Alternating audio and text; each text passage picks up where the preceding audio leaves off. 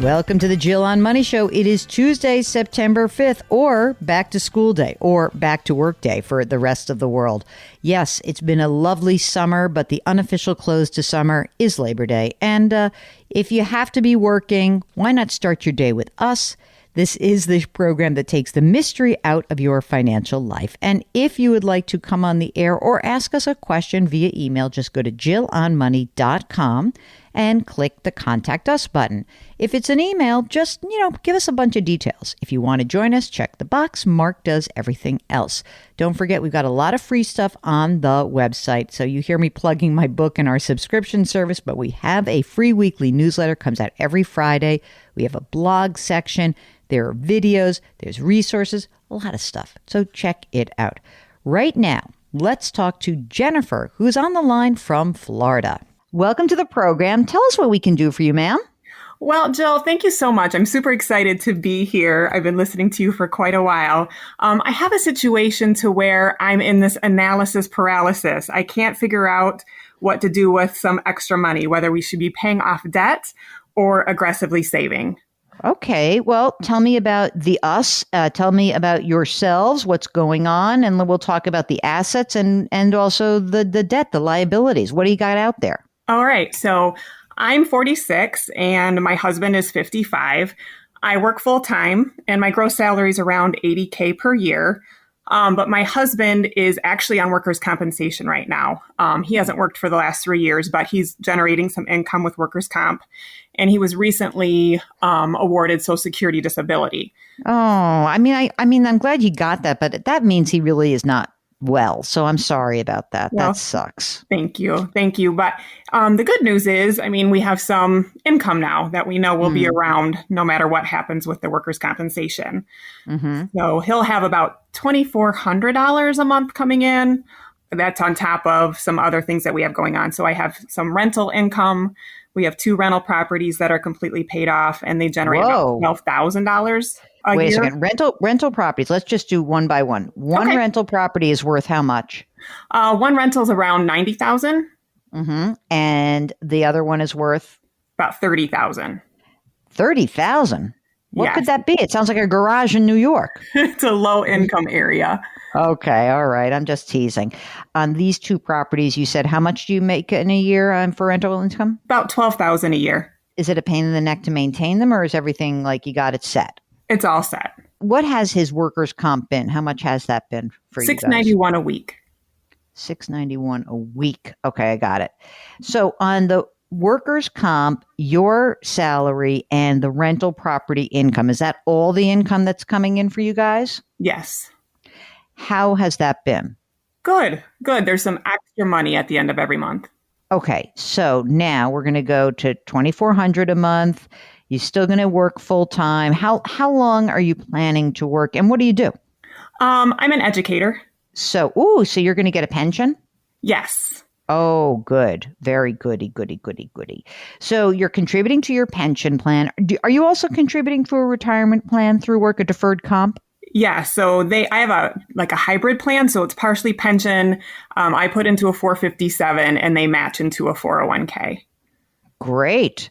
How much is in the 401k right now and the 457? What are the total amounts in there? 457 is 22,000. Mm-hmm. 401k is 12,000. So if you wind the clock ahead, how many years do you have in your system? 11 so far. You have 11. So what's your game plan? Like, how long are you going to try to grid it? Are you going to just say, I got to get to 20 years? Or is there some goal in mind for you? Well, Jill, that's where it gets a little iffy. Since my husband's 10 years older and with the disability, I'd like to just do another 2 or 3 years there and then try to transition into something remote so I can spend more time with my husband now that he's not working. Yeah, I understand that. You guys have kids? 2, but they're grown and launched. Okay. How about your primary residence? What is that worth? And how much of a mortgage still remains on that? It's worth $180,000 and we owe around $80,000. Do you know the rate on the mortgage? 1.99. Get out of here. Yes. How is that possible? What kind of mortgage is this? It's a refinance through our local credit union. Holy, I really, I mean, it takes my breath away. I'm so happy for you. That's great. And it's fixed, right? It's a Yes. fixed rate? Okay, good. Let's pretend you're 48 years old and you call it quits. Tell me what happens. What is the pension that you would receive at that time? At that time, it would be probably around $1,200 a month. That's not too much. No. Is it just a year by year, or are there certain benchmarks? Some municipalities, like every 5 years, you get a bump, or so if you make it to 15 or 20 years or whatever, is it just a year by year increase for you? Yes, and I think I have to have 25 years in to be. Then you're never going to make it that far, right? No. Okay. Tell me, any other money that you've got saved right now? Yeah. So I had a previous employer, and I have about 300,000 in a rollover IRA. I have about $30,000 in a Roth IRA, and my husband has a 401k with his current employer that has about $240,000, and another traditional IRA with about $40,000. If you were to retire in 2 years, would your system allow you to be on the health insurance through that? No, I couldn't access that until I'm 60. So that's why I'm thinking I'm not going to be able to really retire. I probably want to find something where I can work remotely, the amount of hours I needed to get insurance someplace. Yeah, for sure. Right. Because he's covered. That's Yes. fine. Kids are launched, but it's little old you. And obviously, I mean, essentially $1,200 a month would be like what you would be paying for your own insurance. So it ain't going to cut it. This is a tough one, right? Because you know what you're going to have to do, right? You have to start accumulating some money and clearing the decks a little bit to prepare for this. So Yes. what else is going on? You said you mentioned some debt. Besides the mortgage debt, what other debt is outstanding? So I took out a loan against my 457 account. So there's about $13,000 in debt there, and then we have two car payments. We have a car payment that's around $9,000, and then one that's $25,000. Do you know the rates on those car loans? One is like 2.99, and the other one's around 2% as well. Did you buy those rental properties for a much lower amount than they're worth right now? Yes. Just out of curiosity? Yes. Okay. If you look at the amount of money you need to spend in a year, right? You said you've got a little extra money, but if you really kind of focus on this, what do you think is the outstanding sort of obligations that you have just to meet your needs, including the debt? Like, how much do you need a month, really? Probably around $5,000 a month. So it's not terrible. So, and you've got extra cash flow. So what is the real question here?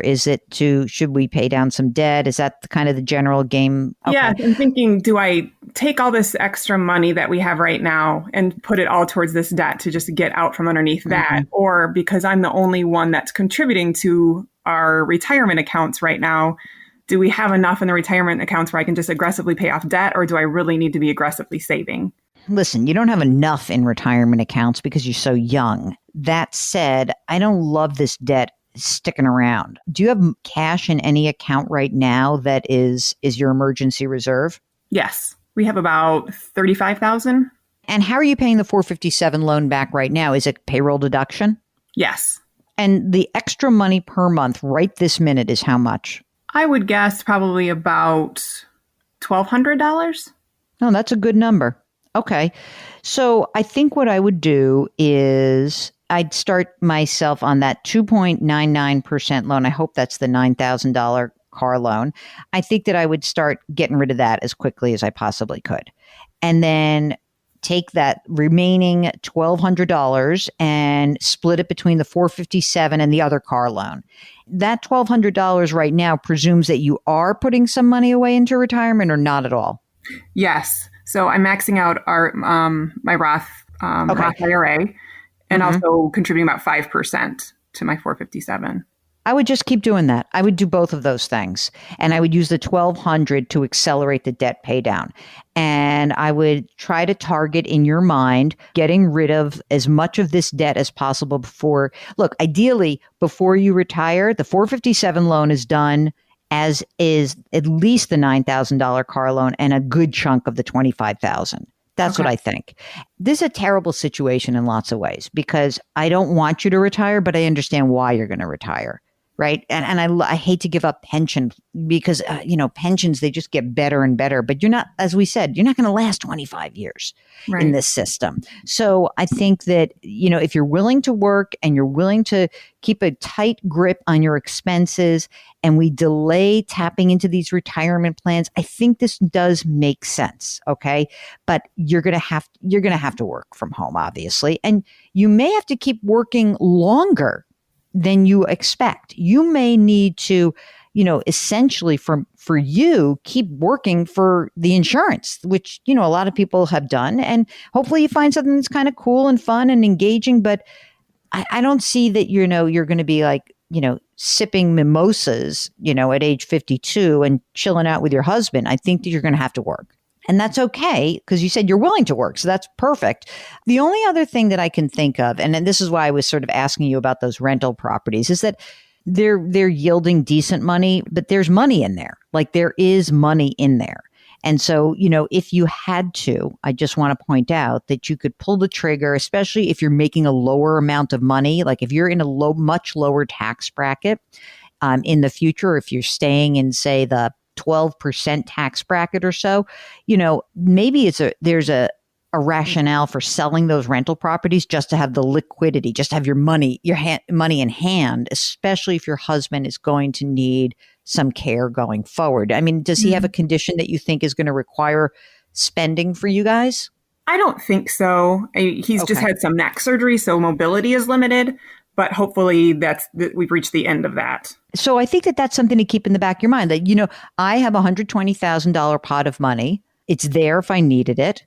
And I don't think you should be afraid of liquidating that if things change. That is just this big chunk of your net worth that it's generating money. It's great. You have $120,000 in real estate. It's generating $12,000 a year. It's fine. But it could be that you want access to that big chunk of money, especially for you, Jennifer, as you get older, you may need that. So I just want to point that out. It's always there. You don't feel like you have to do it this second, but keep an eye on that. And don't forget that that's a pot of money that is yours and you have access to it. Okay. I appreciate that. I had not thought of that at all. So I appreciate that. Yeah, it's there for you. So don't forget about that. You guys have your estate planning. You got wills and powers of attorney and healthcare proxies and stuff like that done? Yes, we do. Jennifer from Florida, you give us a holler if you need anything. Just really be careful here. And if it's like one extra year you have to work just to make some of these numbers look a little bit better, it should be okay. But I get where you're coming from. And I really appreciate you taking the time to spend with us today, because I think it's instructive to hear that, oftentimes, gang, I'll give this advice and I'll say, keep working. This is a very unique situation. It's why it's so great that you came on the air with us. So we appreciate it. And we really do wish you the best of luck. So let us know if there's anything else we can do for you. Okay. I will. Thank you so much, Jill and Mark. Okay. It's back to school with your money too, right? So if you want to get back in shape, back into a groove with your life, with your money, you've had a fun summer, that's wonderful. I encourage that of everyone. But it may be time for you to reach out to us. Just go to JillOnMoney.com, click the Contact Us button, and do let us know if you would be willing to come on the air, because Mark will do everything else. Don't forget to leave us a rating and a review wherever you listen, and lift someone up. It's going to make someone feel good, I promise you, and it's going to make you feel good for doing it. Change your work, change your wealth, change your life. Thanks for listening, and we'll talk to you tomorrow.